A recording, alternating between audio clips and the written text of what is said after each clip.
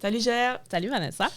Après-midi, on s'est entretenu avec Jonathan Harvey, kinésiologue en santé publique, auteur du livre Game Over. Il a écrit un livre sur la conciliation entre la santé et les écrans. Belle discussion après-midi. Un homme sympathique, coloré, jeune. Je trouve qu'il y a une approche qui est à la fois accessible. On a senti sa bienveillance. J'ai vraiment aimé les trucs qu'il nous a donnés après-midi.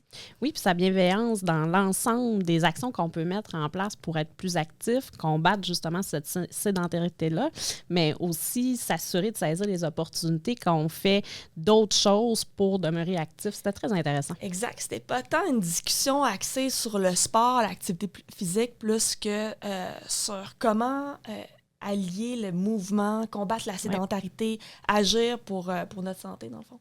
Donc, j'espère que les gens à la maison vont pouvoir sortir, encore une fois, des trucs pratico-pratiques à mettre en action ici maintenant, puis que son discours bienveillant va faire écho également chez notre auditoire.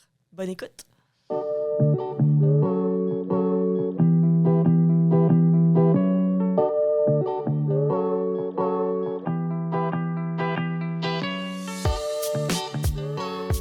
Discussion de corridor est un balado qui vous plonge dans les coulisses du monde de la santé et des services sociaux.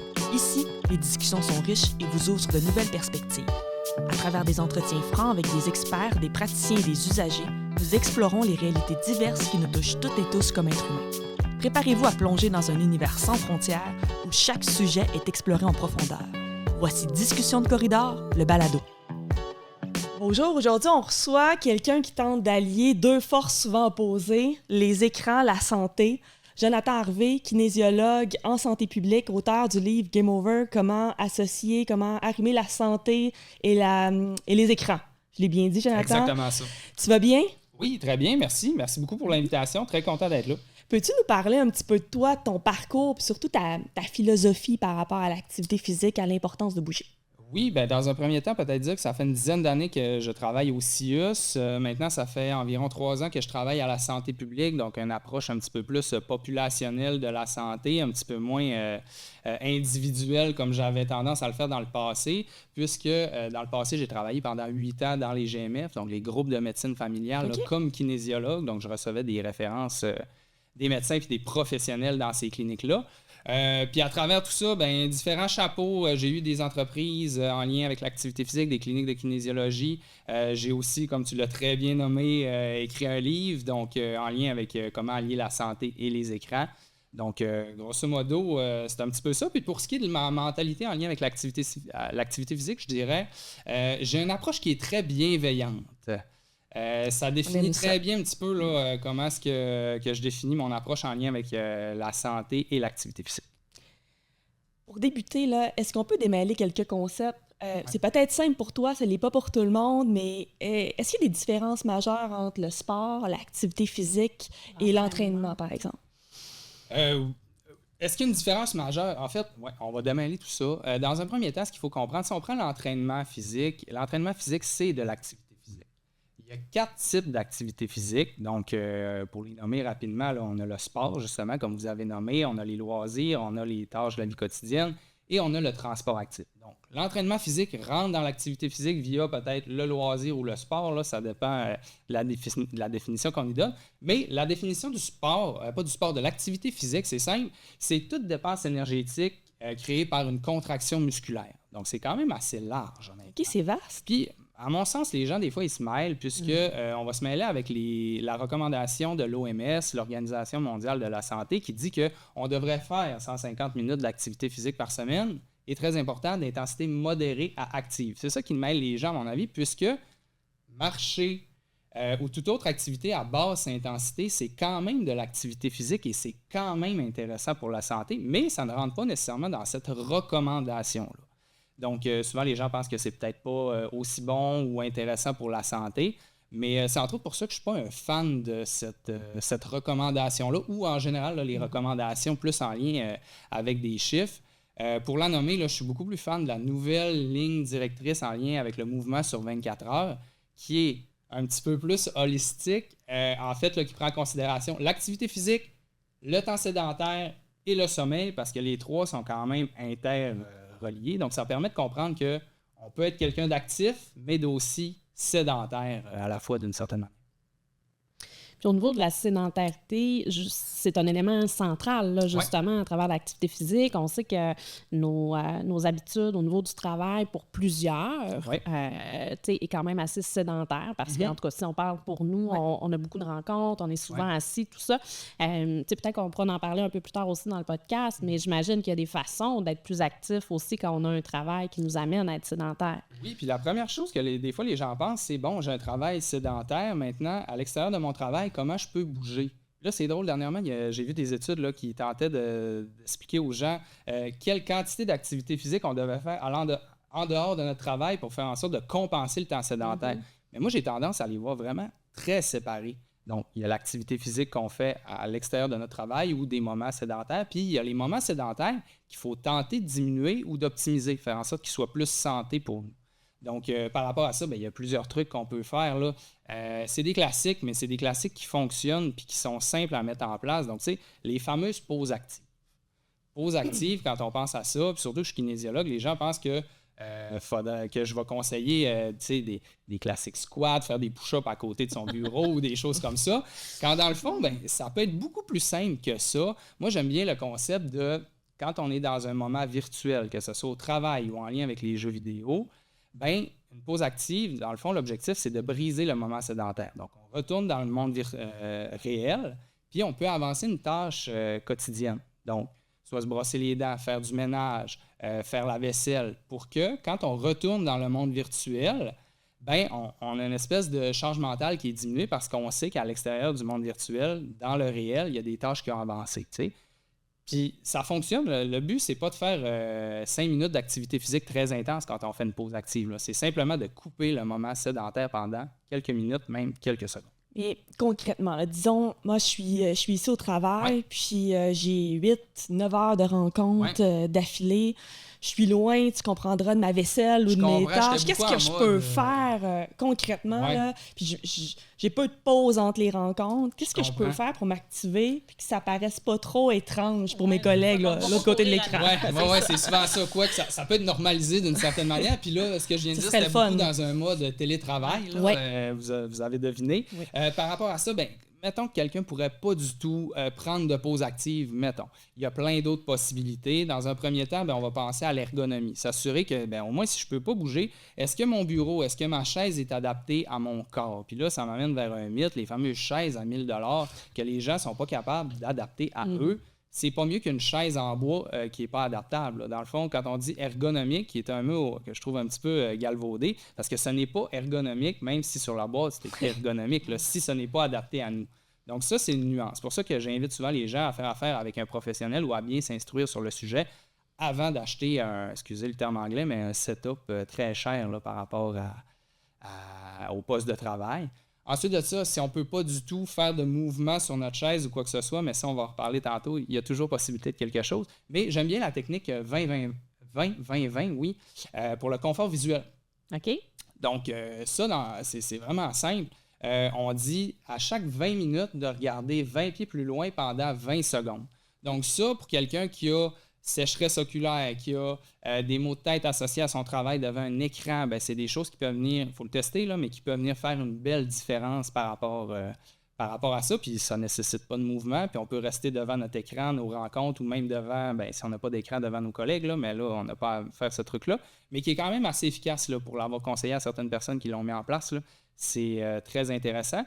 Sinon, un petit dernier que...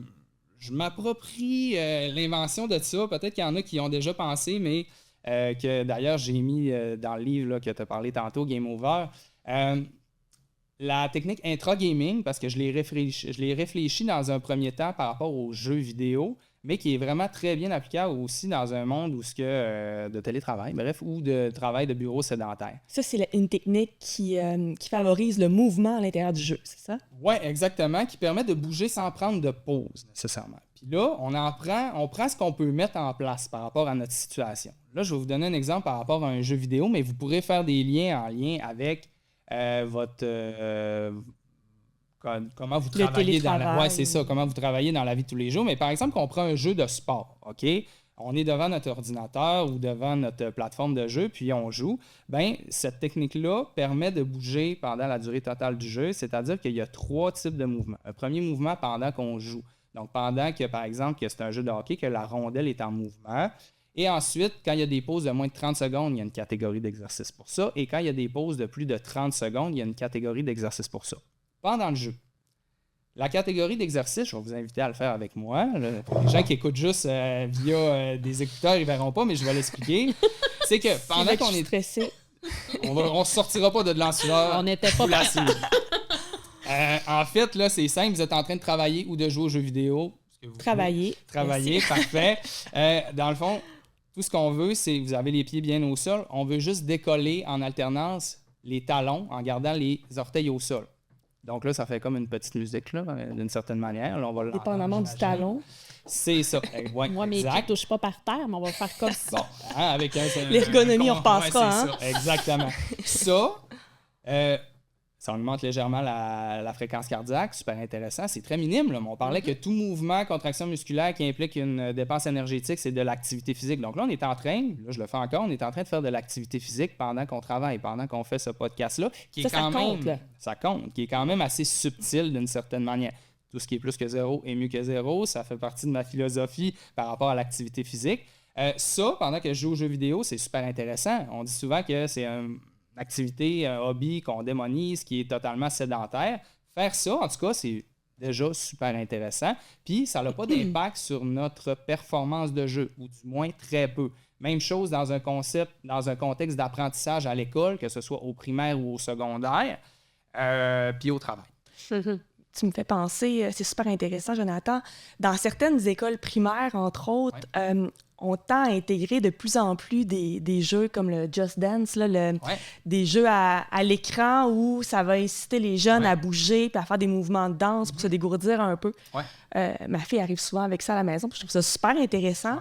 Qu'est-ce que tu penses de ça? C'est une bonne pratique pour se dégourdir un peu? Ça reste un écran? Là, reste un écran, tout à fait. On est dans la diminution des méfaits, puis on ajoute de l'activité physique là-dedans. Ça va sûrement, là, je sais pas, peut-être je me trompe, mais je pense que ça va rester du temps d'écran quand même, OK?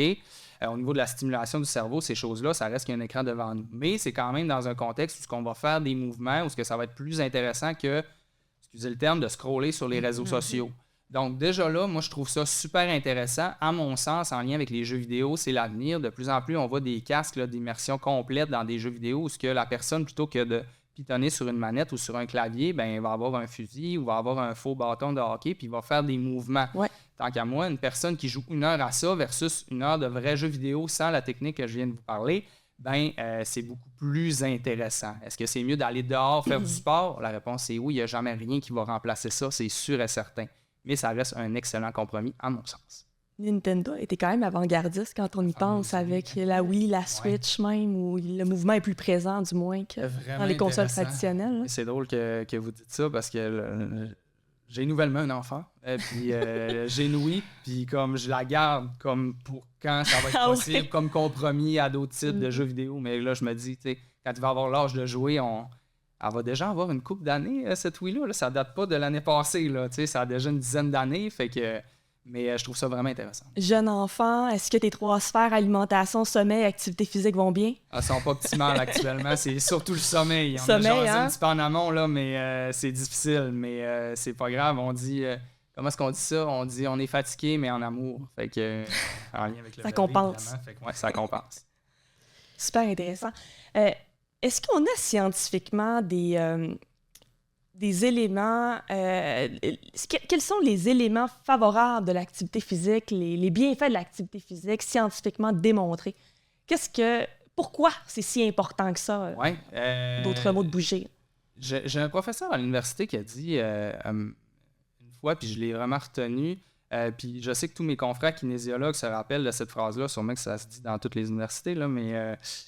comme quoi l'activité physique, si ça pouvait être une pilule, ce serait la meilleure pilule de l'univers pour la santé. Puis c'est vraiment le cas. Là. Il n'y a pas une tonne de faille à l'activité physique. Là. Je vais en nommer une juste pour fun fact, en guillemets. Mais l'activité physique, là, on peut parler de diminution du risque de certains cancers. Ça va améliorer, ça va avoir un impact favorable en lien avec les maladies cardiovasculaires. Le fait d'améliorer sa capacité physique, ça fait en sorte qu'on peut accomplir plus de tâches dans sa journée. Et ça, on ne le nomme pas souvent, mais c'est vraiment quelque chose d'intéressant, le fait d'être plus en forme. La santé mentale aussi, on en parlait de moins il y a de ça quelques années, mais maintenant, l'activité physique, là, c'est vraiment quelque chose qui peut faire une très belle différence, là, surtout dans un contexte de maladie mentale, de dépression. Ces choses-là, c'est quelque chose qui va être rapidement mis en place, là, en plus de d'autres éléments, mais quand même.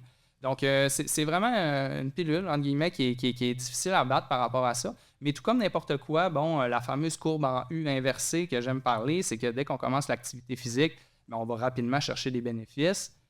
Dépasser un certain volume, il y a un plateau. Donc là, on tombe peut-être plus dans la performance sportive plus. Donc, tu sais, tout comme n'importe quoi, quand on en fait trop, éventuellement, ben là, la courbe en U, on a un plateau, puis après ça, hop, on peut aller chercher des impacts négatifs sur la santé. C'est plutôt rare, je ne veux pas faire peur aux gens par rapport à ça, mais c'est juste pour dire qu'il y a quand même une petite faille, comme n'importe quoi qui est bon pour la santé. Des légumes, si on en mange trop, ben, on va avoir des impacts négatifs. C'est la même chose en lien avec l'activité physique, mais au-delà de ça, l'activité physique, en mon sens, là, c'est quelque chose qui devrait être rapidement mis en place puis inculqué là, à nos jeunes enfants là, pour tous les avantages que je viens de nommer.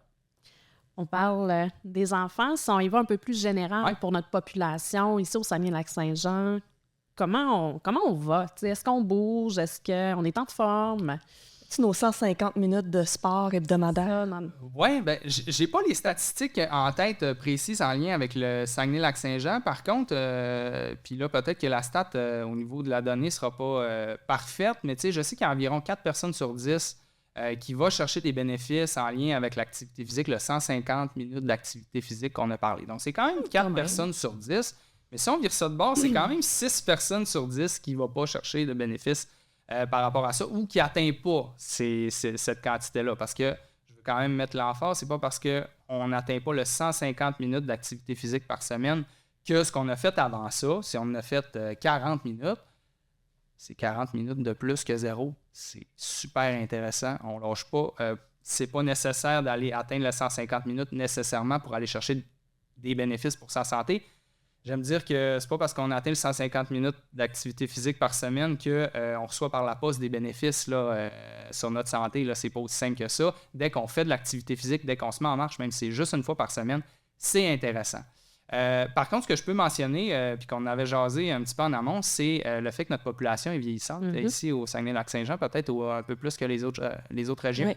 On est 10 ans en avance, je pense, sur le reste du Québec en termes de vieillissement. Tu vois, je ne le savais même pas. Je pense que c'est donné comparatif. Je sais que justement, dans une dizaine d'années, là, la différence entre les autres régions va être un petit peu plus marquante. Fait que dans cette situation-là, moi, je ne peux pas m'empêcher de mettre mon chapeau de santé publique, puis tu sais, de me dire, Colin, en tant que MRC, en tant que municipalité, il faut vraiment réfléchir à l'aménagement du territoire, aux environnements qui sont favorables à nos aînés. Il faut penser à eux autres. Parce que, tu sais, je peux vous parler de n'importe quelle activité physique qui serait la meilleure pour nos aînés si notre aîné est en difficulté de sortir de chez lui parce que les trottoirs ne sont pas déneigés, parce que les infrastructures ne sont pas adaptées pour lui pour qu'il puisse faire du transport actif.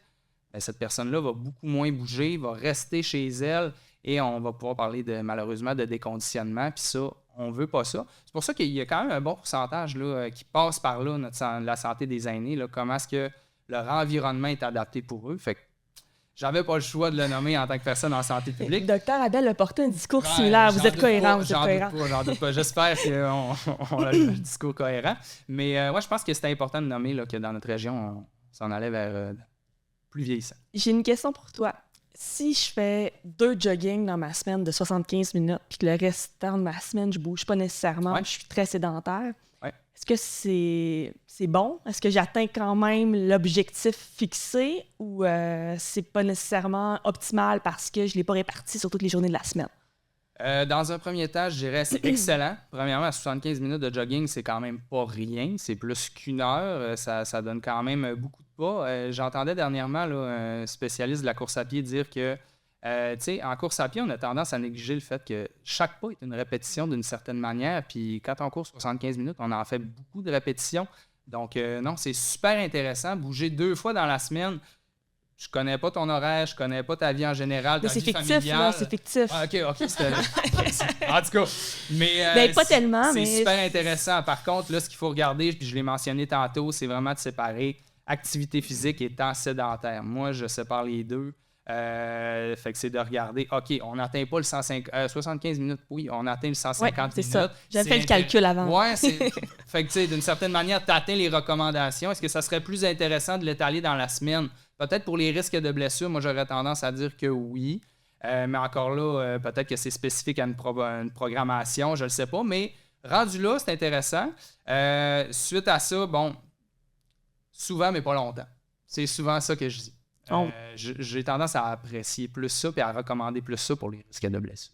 Ça consolide l'habitude aussi. Oui, aussi, c'est vrai. Tout à fait. Jonathan, on va poursuivre avec les exemples fictifs. Mettons qu'on a une personnalité... Oui, je vais rester très fictif, là, ouais. Mettons qu'on a une personnalité un peu plus créative, dans le sens où à partir du moment où on a envie de faire un loisir, spontanément, on va se tourner davantage vers soit justement la création, peindre, l'aquarelle ou encore faire de la lecture. Là. Spontanément, notre idée ne sera pas nécessairement de se mettre en action, d'aller s'entraîner, devrais-je dire.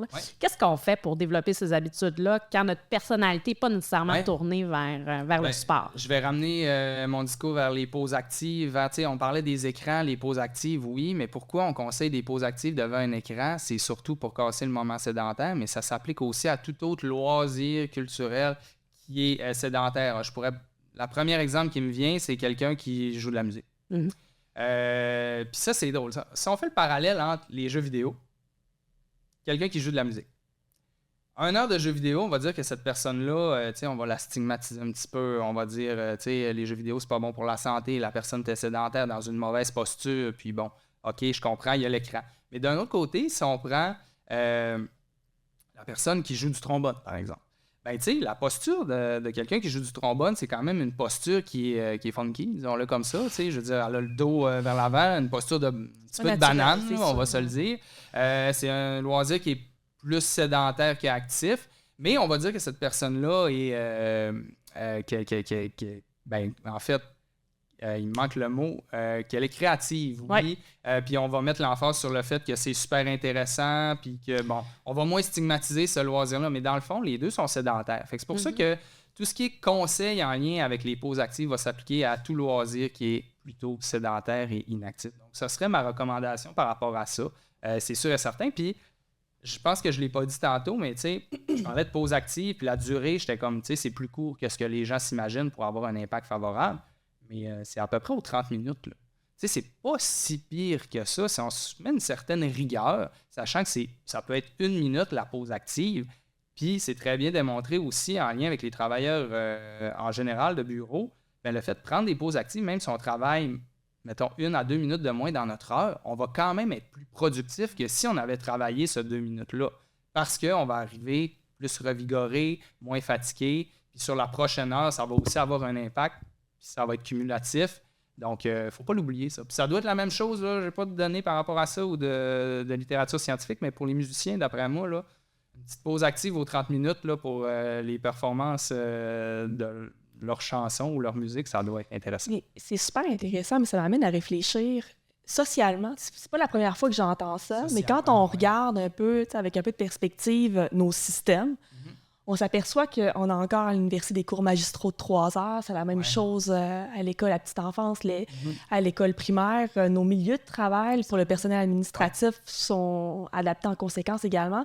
On connaît, on sait qu'est-ce qu'il faut faire, mais on dirait que nos mécanismes, nos environnements de travail n'ont pas nécessairement suivi. Est-ce qu'il y a quelque chose que soit qu'on n'a pas saisi ou un pas de plus à faire en tant que société pour faciliter un peu le mouvement? Oui, je comprends la question, puis je ne veux pas nécessairement le citer, mais parce que je me doute que je ne le citerai pas aussi bien que lui parle. Je sais que Pierre Lavoie a déjà mentionné cette problématique-là en lien avec le système scolaire, dans le sens que c'était vraiment difficile d'ajouter, par exemple, des périodes d'activité physique parce que via d'autres cours, c'est beaucoup trop surchargé. Puis là, si on ajoute 1 heure là, il faut enlever 1 heure ailleurs, mais que ça semble être impossible d'une certaine manière. Puis que la durée des cours en lien avec comment ce qui est structuré un cours, c'est pas possible, par exemple, de mettre une pause au travers de ça pour diverses raisons. Mais un petit peu comme je disais tantôt, il faut voir les moments sédentaires comme des leviers pour bouger, des leviers pour optimiser notre santé, puis aussi pour communiquer, enseigner. On va parler des jeunes puisqu'on est dans le scolaire, que c'est important de diminuer le temps sédentaire. Or, qu'est-ce qu'on fait? Comme tu viens de le mentionner, on leur donne des cours qui durent 3 heures, des moments sédentaires qui sont assis sans mettre des pauses actives. Fait qu'on a comme un double discours par rapport à ça. Je trouve ça malheureux.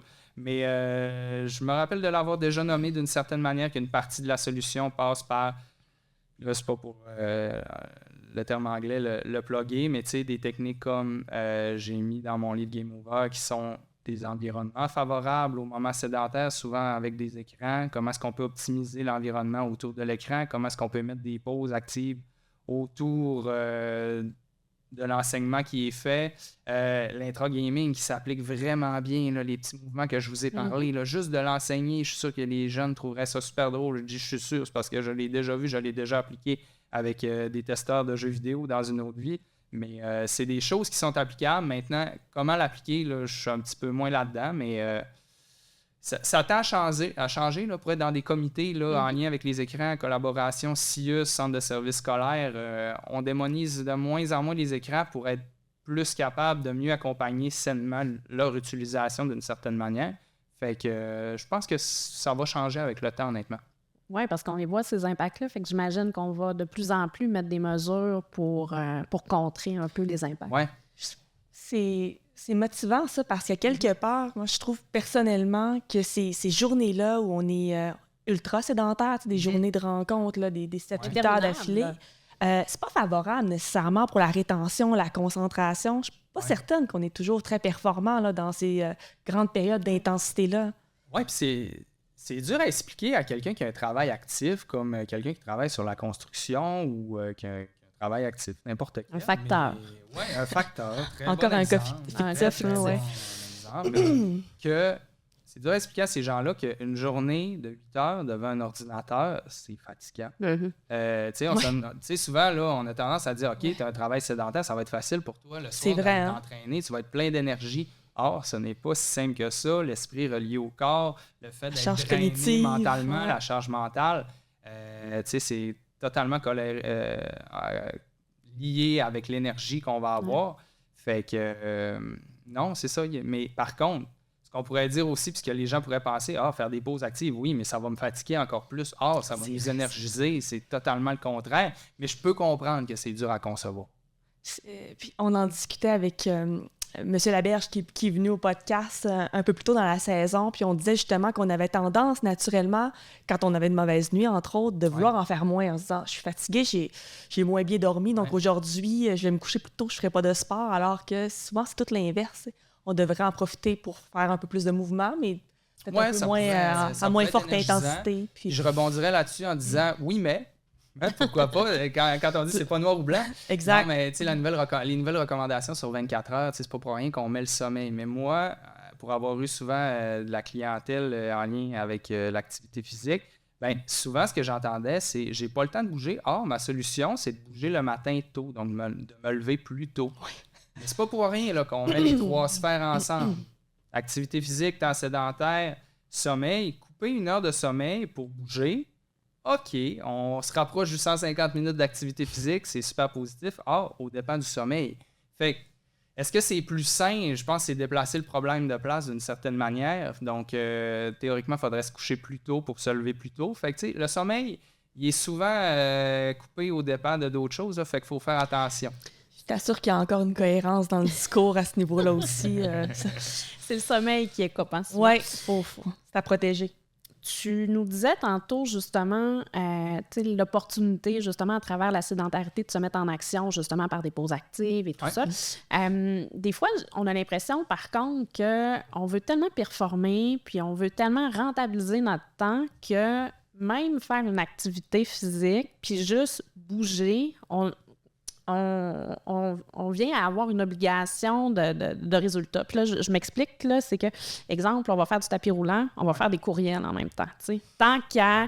Puis là, c'est pour ça que je l'amène à l'inverse de ce que toi, tu favorises, là. C'est dangereux parce que tu peux tomber. Des courriels. Mais 2, tu sais, je trouve que tu profites pas, justement, de ton 30 minutes de tapis roulant pour t'évader l'esprit. Tu es encore en train de travailler sur... C'est vrai, puis souvent, il y a des gens qui vont écouter des séries Netflix, par exemple, ou qui vont suivre leurs cours à distance, ou écouter des podcasts sur des thématiques un peu plus costauds dans s'entraînant. Est-ce que rentabiliser son temps à faire du sport en apprenant, c'est une bonne idée ou on augmente notre charge mentale? Faut-tu faire attention? C'est une bonne question. C'est vraiment une bonne question. Puis encore là, je mettrais des nuances à tout ça. Il n'y a rien de noir, il n'y a rien de blanc. Courir devant un tapis roulant avec une télésérie, si c'est ce qui permet à la personne de bouger, d'être capable d'avoir une certaine rétention dans son activité physique, puis que ça fait en sorte qu'elle réussit à bouger 1 fois, 2 fois, 3 fois par semaine, mais sur une bonne période de temps, ben je dirais c'est parfait. Honnêtement, par rapport à ça, au-delà de OK, oui, mais est-ce que là, au niveau du cerveau, qu'est-ce qui va se passer? Oui, je comprends, mais le fait de bouger reste super intéressant. Puis le temps d'écran, on peut le travailler ailleurs. Si par exemple, elle, sa passion, c'est une télésérie, puis qu'elle veut le faire pendant qu'elle court, c'est correct. Mais après ça, de passer un certain temps d'écran, on peut travailler ailleurs, moins toucher son cellulaire ou d'autres aspects tout simplement. Mais ouais, je ferai attention à ça. Sinon, travailler courriel, c'est peut-être un petit peu différent. Ça, je dirais que au niveau de la charge mentale, peut-être plus difficile à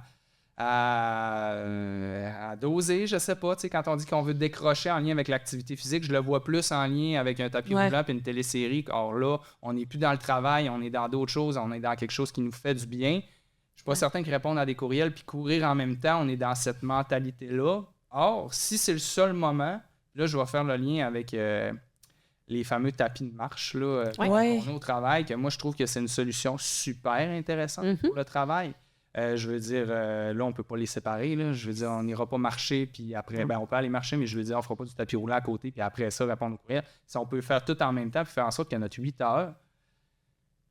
Non, nuance. On ne va pas marcher pendant 8 heures. Ça, c'est peut-être pas l'idéal, allons-y progressif, mais au moins 1 heure dans la journée. Un marathon, même 30 minutes, la journée, 75 minutes. C'est super intéressant pour vrai. Là. Je veux dire, sinon, les bureaux debout qui nous permettent de les surélever, d'être debout, de marcher un petit peu sur place, ça aussi, j'y crois, ça peut faire une belle différence. Or, le truc, c'est beaucoup de changer de position. Certains diront c'est correct, mais si on marche sur place en même temps, on pense un peu à l'intra-gaming. Pour moi, c'est des belles solutions quand même là, qui viennent faire un beau compromis. Vraiment. Jonathan, on fait comment pour rester motivé?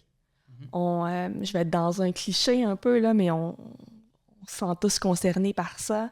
Il y a des moments de notre vie où c'est plus facile de s'entraîner avec discipline de façon régulière. Puis là, c'est motivant. Puis il y a d'autres moments où je pense entre autres à une grossesse ou à des moments professionnels plus intenses où finalement, on peut pas vraiment, où ça se prête un peu moins. Est-ce que le corps et l'esprit se souviennent? Est-ce que quand on reprend l'entraînement, on repart de zéro, on a déboulé toutes les marches ou pas nécessairement? Il y a quand même une belle mémoire musculaire, là, disons-le comme ça, là, qui nous permet quand même d'avoir des gains un petit peu plus rapides quand on a atteint une certaine capacité physique. Cela étant dit, pour revenir à la motivation, j'ai pas de truc de motivation à donner autre que faut plus se fier à sa discipline, tu l'as nommé tantôt. C'est ça qui va faire la différence parce que si on s'attend à être motivé à chaque entraînement qu'on fait, il y a des journées que ça le fera pas. Il y a des journées que ça le fera pas. Tu sais, j'encourage quand même les gens à s'écouter, ça c'est sûr et certain. Lorsque ça va pas, lorsque ça file pas, skipper entre guillemets, un entraînement, c'est pas ça qui va faire toute la différence là, sur les bénéfices pour la santé ou nos gains en lien avec une performance sportive. On a le droit de sauter un entraînement. Exactement, oui, tu sais, no pain, no gain, puis ces mentalités-là, d'après moi, c'est rendu désuet. Là. Pas de souffrance, pas de gain. Ouais, c'est ça. Là, on l'a entendu souvent. Je suis pas dans cette mentalité-là. Fait que, je voulais aller ailleurs, mais je pense que j'ai perdu mon idée. Mais moi, je vais rebondir là-dessus, justement, cette culture-là, un peu qu'on appelle la culture de la diète, je pense, ou la culture de l'activité physique, où justement, on ne doit pas sauter un lundi, tout ça. J'aimerais ça t'entendre parce que considères-tu dans ta pratique que ça évolue justement, ces mentalités-là, ou il y a encore beaucoup de chemin à faire? Hey, ça évolue dessus. Il y a beaucoup de gens qui ont encore des mentalités comme ça, puis tu sais, je vais y aller encore plus large. Il y a beaucoup de désinformation sur les internets. Avoir des fausses informations en lien avec l'entraînement, il y a des mythes qui perdurent, là, même si on voit partout dans la littérature que ce n'est plus la bonne manière de procéder. Ça reste, donc, comme j'ai mentionné tantôt, le no pain, no gain, tu l'as mentionné, le lundi, je l'entends souvent. Bon, ce serait des techniques peut-être pour rester motivé, mais j'y crois pas vraiment, honnêtement. Mais je pense qu'il y a une partie du blâme en lien avec les réseaux sociaux, d'une certaine manière, malheureusement. Là, qui entretiennent encore ces mythes-là, justement. En effet, il n'y a pas juste des mythes sur la santé et l'activité physique qui sont partagés, mais je disais dernièrement que par jour, je pense que c'est à coup de milliards des fausses informations qui sont diffusées sur les internets. Il y en a un pourcentage de ça qui sont en lien avec la santé et l'activité physique. Ça fait en sorte que des fois, puis je l'ai vécu souvent, il y a des gens qui arrivent dans mon bureau avec des informations qui sont pas bonnes, mais qui font déjà depuis un certain temps. Fait que, dans un premier temps, peut-être ça leur a coûté de l'argent puis que c'était pas efficace, mais dans d'autres cas, peut-être aussi que ça a eu un impact négatif sur leur santé. Fait que je pense qu'il faut faire attention par rapport à nos mentalités, nos vieilles mentalités qu'on traîne avec l'activité physique, là, se mettre à jour. Et j'ai l'impression que des fois, c'est peut-être dur aussi de déconstruire ces mythes-là. Même nous, envers soi-même, là, justement, là, si mon entraînement ne me donne pas l'impression d'avoir... C'est ça, exactement. J'ai l'impression que j'ai fait ça dans le vide. Ou même nous, des fois, se reprogrammer. C'est ça, se reprogrammer, là, c'est pas évident, je trouve. Oui, c'est vraiment pas évident. Tu le mentionnais, un classique là, en lien avec courbaturé après un entraînement, c'est tellement multifactoriel dans le sens que c'est pas parce que moi ou un professionnel ou l'entraînement que tu fais est pas assez intense que si le lendemain t'es pas courbaturé ou si t'as pas eu assez chaud pendant l'entraînement, tout simplement. Là. Parce que si je reviens aux courbatures, c'est une question de c'est peut-être que tu as bien dormi, tu as bien récupéré, tu as bien mangé, tu as mis un protocole en place qui fait en sorte que tu récupères bien de ton entraînement. C'est facile d'être courbaturé d'un entraînement. Pas besoin de faire grand-chose pour être courbaturé. Il faut juste s'entraîner, pas manger beaucoup dans la journée, mal dormir. Je vous jure que le lendemain, vous allez être courbaturé. Pour récupérer, il faut dormir, bien manger. Diminuer son stress, tous ces éléments-là. Fait que c'est là que ça montre que l'entraînement à soi, il n'y a pas juste ce facteur-là qui vient avoir un impact sur ça. Il n'y a pas si longtemps, on valorisait beaucoup l'entraînement au gym. Un entraînement vraiment complet où tu as un programme de musculation, tu fais du cardio. Est-ce que c'est encore ça qu'on recommande? Est-ce que c'est nécessaire? C'est ça qui est optimal? Ou la science a évolué puis on... La science a évolué. Je pense qu'on a toujours été là. S'il y a une mode en lien avec l'entraînement en salle, c'est correct aussi, mais je recommande jamais une activité physique précise par rapport à un type de clientèle. Dans un premier temps, ça ne sera pas très sexy, mais peu importe si c'est un jeune, un adulte ou un aîné, l'activité physique, la meilleure pour toi, c'est celle-là que tu aimes, c'est celle-là que tu veux faire. Qui va être durable. Qui va être durable, dans le fond. Ce qui va être intéressant pour toi, c'est celle-là que tu vas être capable de mettre une rétention dedans puis de la faire sur le long terme. Aussi simple que ça. Peu importe si c'est la marche, la course à pied, la pétanque, peu importe, ça va être celle-là que tu vas faire sur le long terme. Ou la marelle. La marelle, oui, c'est ça. J'aime son approche douce. Ça déculpabilise, ça fait du bien de t'entendre. Oui, tant mieux. Mais, à mon sens, ça devrait vraiment être ça qu'on voit au lieu d'être dans d'autres paradigmes. C'est ce qui est accessible aussi. Oui, aussi. Puis là, tu sais, j'ai pas rentré, tu as dit accessible. Moi, je pense à l'aspect monétaire, je pense aux infrastructures qui sont accessibles, je pense à la capacité physique de base de la personne. Tu sais, je veux dire, c'est pas nécessaire de commencer au gym dans un centre d'entraînement si ton objectif, c'est d'être capable de faire tes déplacements par le transport actif, puis tu peux juste faire du transport actif en général.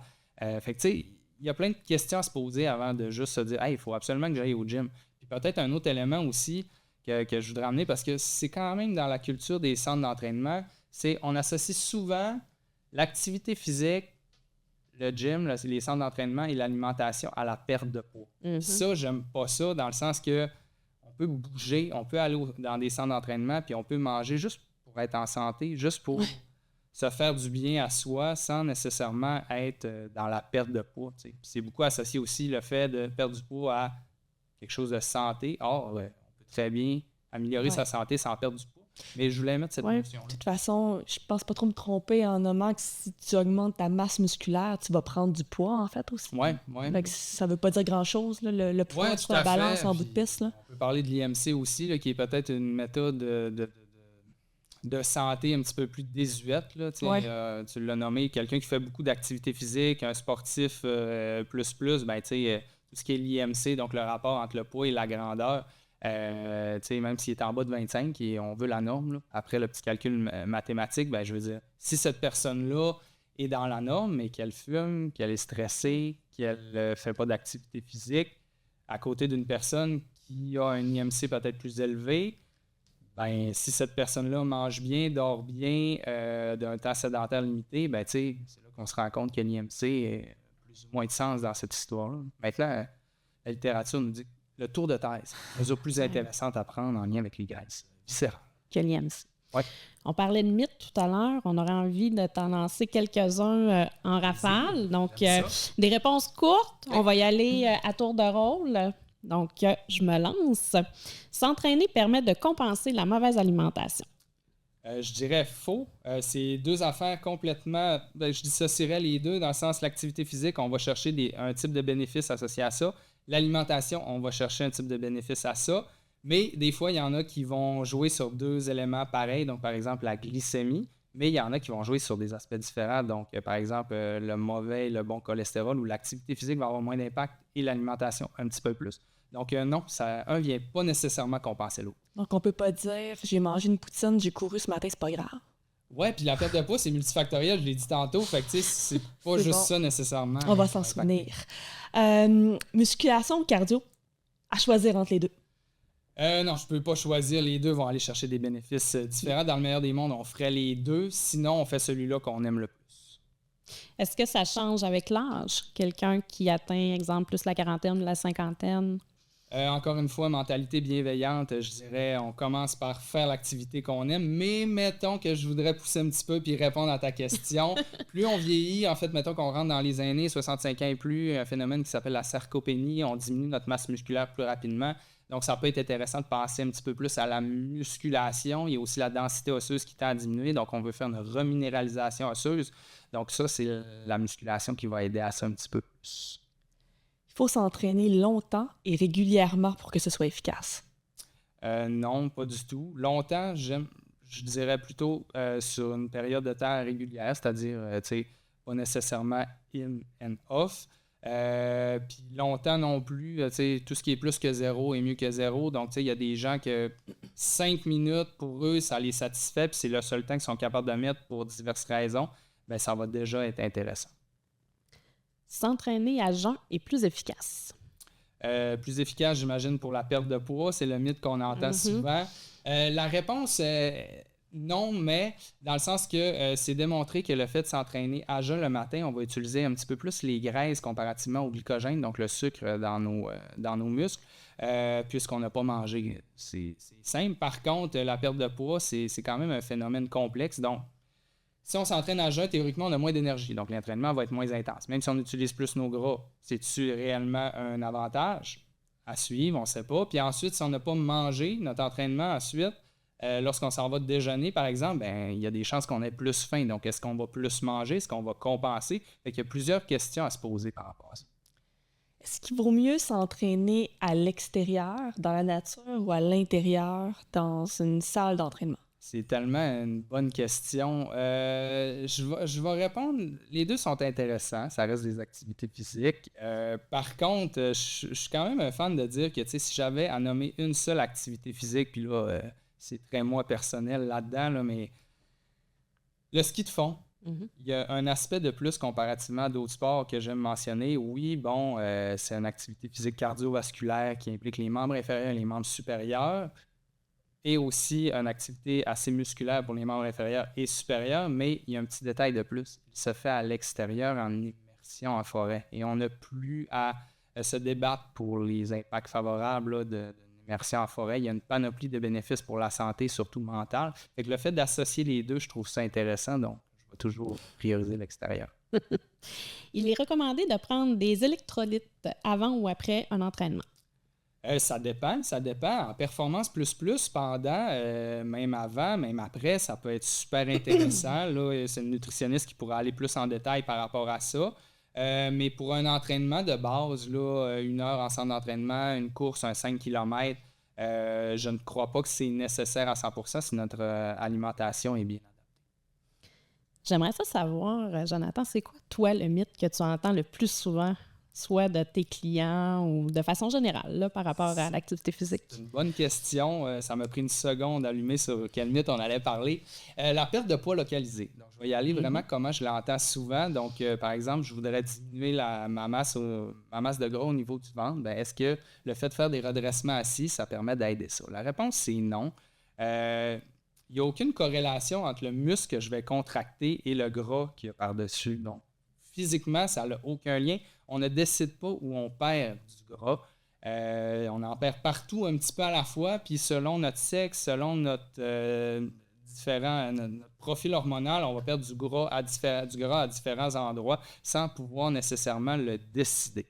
Donc ça, c'est à peu près le mythe que j'entends le plus souvent. Là, je parlais du ventre parce que je l'entends souvent, mais sinon, le derrière des bras, mais ça ne fonctionne pas, on ne peut pas décider. Puis ça, à mon avis, c'est vraiment le mythe au niveau du fitness qui dure le plus. Des challenges de redressement assis, des challenges de tonus musculaire au niveau des jambes, puis que là, c'est des squats à pu finir. C'est pas parce qu'on fait 1000 répétitions au niveau des membres inférieurs qu'on va avoir les jambes plus définies parce qu'on va avoir perdu du gras là. On va en perdre partout sur notre corps. Donc ça serait le mythe là, le plus persistant là, à travers les années. On n'a pas été trop dur? Non. Ça a vraiment été facile. Dernière question pour toi, Jonathan. Tu as 30 secondes pour convaincre quelqu'un de sédentaire qui ne sait pas par où s'y prendre pour se mettre en action, puis changer des façons de faire des systèmes dans sa vie facilement, de façon durable. Tu t'y prends comment? Vous commencez à me connaître, là, je dirais que j'ai une approche vraiment très bienveillante par rapport à ça. C'est vraiment de bien doser sa progression. C'est vraiment la première chose qui m'est venue en tête. C'est-à-dire que plutôt de commencer là, vraiment intense, comme par exemple si je passe de totalement sédentaire à 6 jours par semaine d'entraînement, bien, ça se peut que sur le long terme, ça commence à diminuer rapidement. Je vais faire 1 semaine, 2 semaines. Après ça, après quelques semaines, je vais tomber à 3 fois, 2 fois, puis je risque d'arrêter. Tandis que si je commence sédentaire, puis que je décide de commencer, puis je commence à 1 ou 2 fois semaine, je maintiens ça dans le temps, 1 semaine, 2 semaines, quelques mois, puis par la suite, je me dis « Hey, j'aime ça ». Je vais mettre ça 3 fois. Puis j'aime ça parce que j'ai choisi la bonne activité physique selon moi ce que j'aime. Bien là, je suis à 3 fois. Puis peut-être qu'éventuellement, après presque 1 an, je vais être à 4 fois. Bien, dans le temps, on va se rendre compte que cette personne-là va avoir fait plus d'entraînement, va avoir bougé sur plus longtemps comparativement à la personne qui était super motivée et qui a commencé super intense. Ça résume à la discipline d'une certaine manière, mais aussi la progression. Merci, Jonathan. C'était vraiment intéressant de jaser avec toi cet après-midi. Tu es bienveillant, on le ressent bien. C'est vraiment agréable de t'entendre. Merci beaucoup. Merci pour l'invitation. Là. Pour moi, ça a été vraiment agréable de vous parler. Merci à vous deux. Merci.